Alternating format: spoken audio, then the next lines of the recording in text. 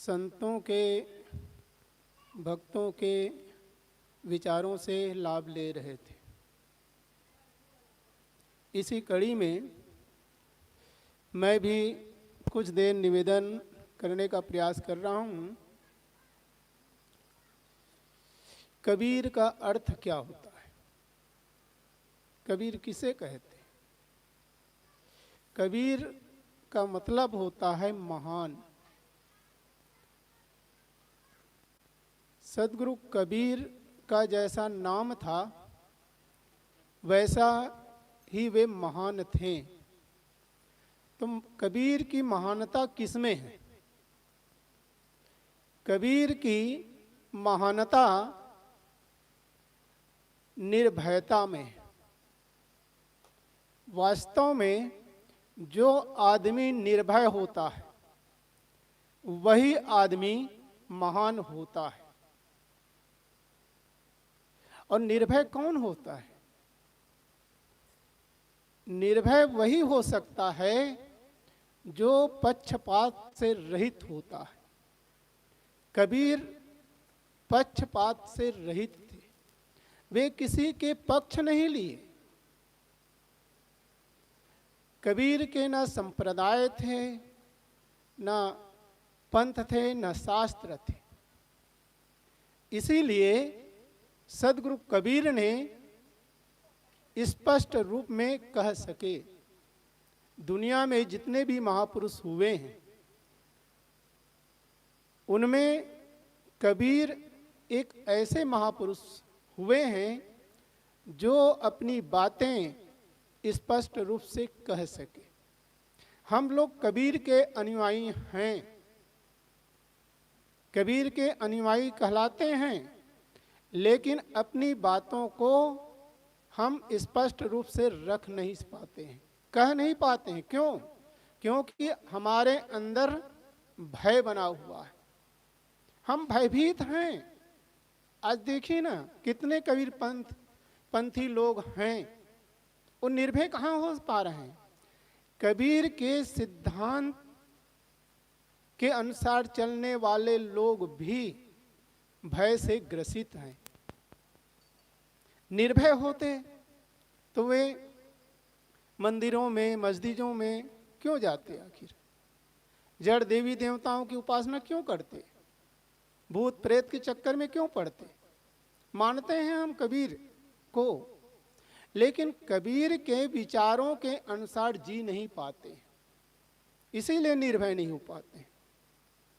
तो जो आदमी निर्भय होता है वही आदमी महान होता है, वही आदमी कबीर के विचारों के अनुसार चल सकता है। इसलिए निर्भय होने की आवश्यकता है, डरने की कोई आवश्यकता नहीं। जो होगा वो तो होगा ही होगा। सबके साथ अपना प्रारब्ध होता है। यह जीव प्रारब्धवश शरीर धारण करता है और उसी के अनुरूप वह सुख दुख भोगता है। सुख और दुख हमें कोई दूसरा नहीं देता है।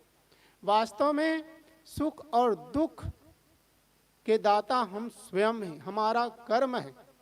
यदि हमारा कर्म उज्जवल होगा तो हमें कोई सुख दुख दे नहीं सकते, दुख दे ही नहीं सकते। तो निर्भय होने की आवश्यकता है। कबीर का संदेश निर्भयता का है, निर्भय होने के लिए है। और निर्भय होने के लिए सारे पक्षपात से रहित होना ही पड़ेगा। यदि हम किसी परंपरा का आधार लेते हैं, किसी शास्त्र का आधार लेते हैं या किसी पंथ का आधार लेते हैं तो निर्भय हो भी नहीं सकते। इसलिए विचार करने की आवश्यकता है, विवेक करने की आवश्यकता है। अपने मन में संवेदनाएं उत्पन्न करने की आवश्यकता है। जो मनुष्य संवेदनशील होगा वही आदमी अपने जीवन में उन्नति कर सकता है। हमारे अंदर में संवेदनाएं उत्पन्न नहीं होती है। कबीर साहब संवेदनशील पुरुष थे। वे अनेक मत पंथ के लोगों से मिले, अनेक साधु संत ऋषि मुनियों के विचार सुने, और उन विचारों को सुनकर उसके मन में एक संवेदनाएं उत्पन्न हुई। जब संवेदनाएं मन में उत्पन्न हुई तब उसके अंदर एक नई खोज उत्पन्न हुई कि वास्तविकता क्या है। उन्होंने खोज की, तभी वे सत्य के धरातल पर टिक सके। तो सदगुरु कबीर एक ऐसे महान पुरुष थे जो सबके हो गए। आखिर सबके क्यों हुए? उसमें महानता थी तभी तो हुए। और उन्होंने इसीलिए उन्होंने कहा कि मैं रोऊं यह जगत को, मोको रोए न कोय, मोको रोवे सो जना जो शब्द विवेकी होए। ये सदगुरु कबीर की वाणी है। मैं रोऊं ये जगत को, मैं जगत के लिए रोता हूं, लेकिन मेरे लिए लोग रोते नहीं है। रोने का मतलब क्या है? चिल्ला चिल्ला कर मुंह फाड़ करके रोना थोड़ी है। रोता वही है, सबके लिए वही रोता है जिसके अंदर में स्वार्थ नहीं होता है, प्रेम होता है। हम किसके लिए रोते हैं? वैसे रोना किसी विशेष व्यक्ति के लिए होता है, एक के लिए होता है। जिसे हम अपना मानते हैं उसी के लिए हम रोते हैं, चाहे किसी को भी हो। लेकिन जिनके सब होते हैं वे सबके लिए रोते हैं। तो सबके लिए रोने का मतलब है जो निस्वार्थ होता है, जिसके अंदर में स्वार्थ नहीं है, वही सबके लिए रोता है।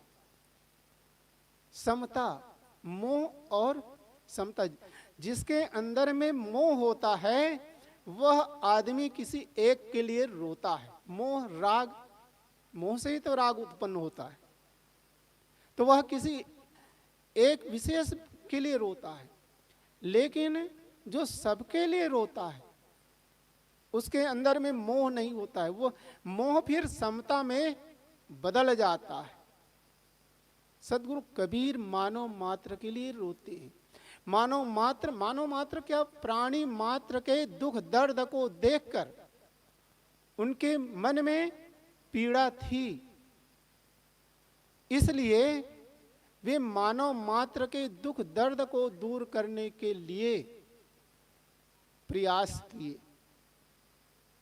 तो कबीर की वाणी का हम अध्ययन मनन करें, उस पर गहराई से चिंतन करें। लोग कहते हैं कि कबीर साहब तो पढ़े लिखे नहीं थे। उनके साखी उद्धृत करते हैं कि मसी कागज छुओ नहीं, कलम गहो नहीं हाथ। बस ये साखी का उदाहरण देते रहते हैं। साहब ने तो खुद कहा है कि मैं पढ़ा लिखा नहीं हूं, कलम कागज छुआ नहीं।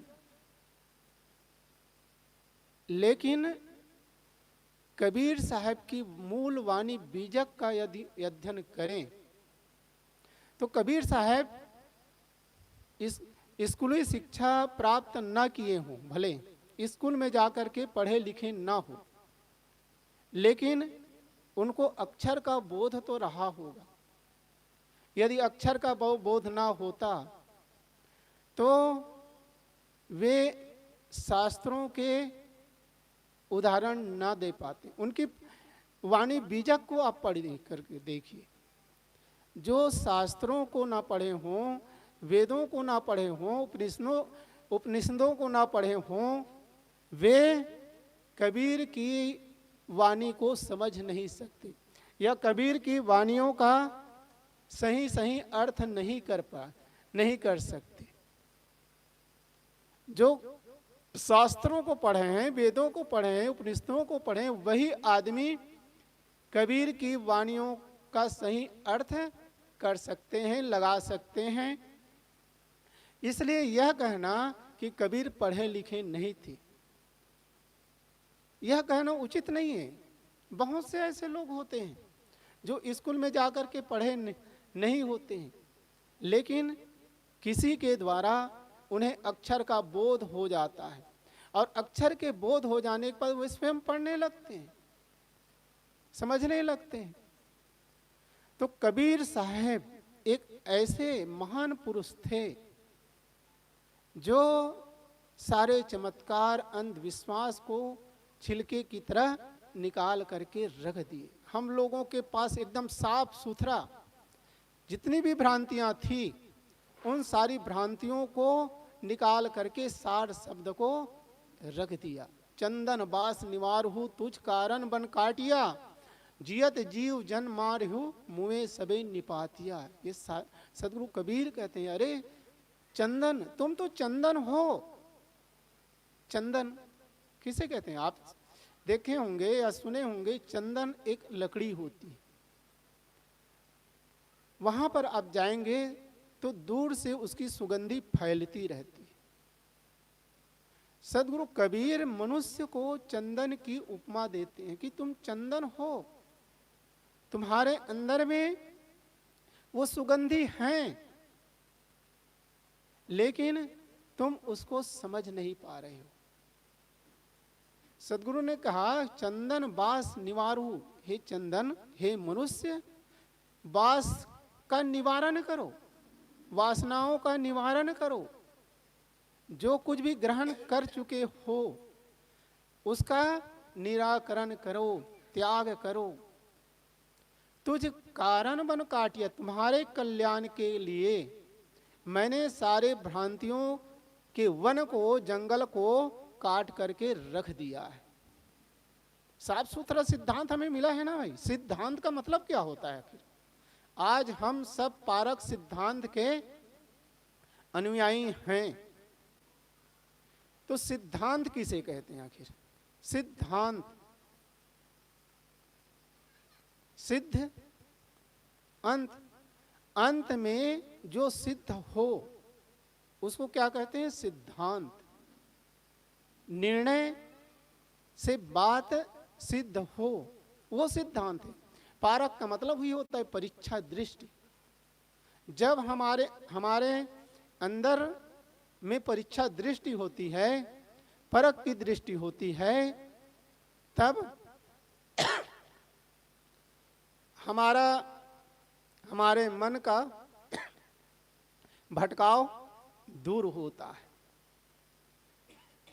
तो हम सबको चाहिए कि हम कबीर की वाणियों का अध्ययन मनन करें, चिंतन करें, उस पर विचार करें। हम लोग कबीर के विचारों को सुन लेते हैं, पढ़ लेते हैं, लेकिन उस पर मनन नहीं कर पाते। मनन ना करने के कारण ही हम भटक जाते हैं। आवश्यकता है मनन करने की। जितना हम जानते हैं, समझते हैं, उस पर चिंतन होना चाहिए। जब तक चिंतन नहीं करेंगे तब तक मन की भ्रांतियां दूर नहीं होगी, मन का भटकाव दूर नहीं होगा। तो कबीर जयंती मनाने की सार्थकता इसी में है कि कबीर के विचारों को अधिक से अधिक मनन चिंतन करें और उसके अनुसार जीवन जीने का प्रयास करें। तो जीवन में परिवर्तन आएगा ही आएगा। जीवन में परिवर्तन नहीं आता है, बदलाव नहीं आता है, क्योंकि हमने जीवन को समझ नहीं पाते हैं। आदमी जीवन तो जीता है, लेकिन जीवन की कीमत को, महत्व को समझ नहीं पाते हैं। अभी आप सुन रहे थे कि ये जीवन क्या है? रत्न है। रत्नों की कीमत हम समझते हैं, लेकिन जीवन की कीमत समझ नहीं पाते हैं। रत्नों की कीमत समझते हैं, इसलिए उसको बड़े संभाल करके रखते हैं, लेकिन जीवन के महत्व को नहीं समझ पाते हैं, इसलिए जीवन को संभाल करके नहीं रख पाते हैं। जीवन की कीमत को समझे। ये जीवन मिला हुआ है, मानव जीवन आज हम सबको मिला हुआ है। तो ये मानव जीवन क्यों मिला हुआ है, इस पर चिंतन करना चाहिए, विचार करना चाहिए। आज हम सबको मानव जीवन मिला है तो कमाने और खाने के लिए नहीं मिला हुआ है। ये मानव जीवन दुखों से छूटने के लिए मिला हुआ है, और दुखों से वही छूट सकता है, मनुष्य ही छूट सकता है। या कहना चाहिए कि दुखों से वही छूट सकता है जो अपनी अंदर की चेतना को जागृत करता है, अपने अंदर के विवेक को जागृत करता है, वही आदमी दुखों से निवृत्त हो सकता है। मनुष्य ही दुखों से निवृत्त हो सकता है। इसलिए हमें चाहिए कि हम हर पहलू को समझने का प्रयास करें। धर्म, अभी धर्म की बात सुन रहे थे, धर्म का मतलब क्या होता है? धर्म का अर्थ होता है धारण करना। जैसे पृथ्वी का धर्म क्या है? धर्म कहो स्वभाव कहो एक ही बात है। पृथ्वी का धर्म है कठोरता, पानी का धर्म है शीतलता, हवा का धर्म है कोमलता और वायु का धर्म है उष्णता। ये उनका धर्म है। चार तत्व हैं, चारों तत्वों के अलग अलग धर्म हैं, स्वभाव हैं। ये जड़ तत्व अपने स्वभाव को छोड़ नहीं सकते।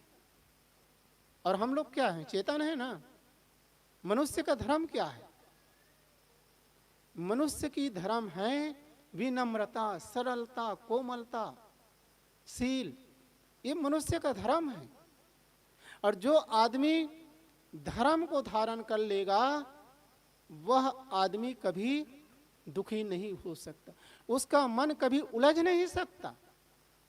इसलिए हम सबको चाहिए कि मनुष्य का जो धर्म है उसको धारण करें, और यही कबीर साहब का संदेश है। तभी हम दुखों से निवृत्त हो सकते हैं, छूट सकते हैं। और मनुष्य का जो लक्ष्य है, सदगुरु कबीर पुस्तकी जो ज्ञान है उसकी आलोचना करते हैं। क्यों करते हैं? खंडन करते हैं। क्योंकि जो पुस्तकी ज्ञान है, बौद्धिक ज्ञान है, वह हमें अपने लक्ष्य तक पहुंचा नहीं सकती। पुस्तकी ज्ञान मनुष्य को उनके लक्ष्य से भटका देते हैं। बहुत से ऐसे विद्वान हैं जो पुस्तकी ज्ञान के आधार पर अपने लक्ष्य को प्राप्त करना चाहते हैं। ये उनका भ्रम है। पुस्तकी ज्ञान से हम अपने लक्ष्य तक पहुंच नहीं सकते। जो मनुष्य का लक्ष्य है, उद्देश्य है, वहां तक हम पहुंच ही नहीं सकते। अनुभव ज्ञान होना चाहिए। वो पुस्तकी ज्ञान जब तक हमारे अनुभव में नहीं उतरते हैं तब तक हम अपने लक्ष्य तक पहुंच नहीं सकते। इसलिए ज्ञान अनुभव में उतरना चाहिए, तभी हमारा भटकाव दूर हो सकता है। तो आज हम सब सदगुरु कबीर की जयंती मनाने के लिए यहाँ इकट्ठे हुए हैं।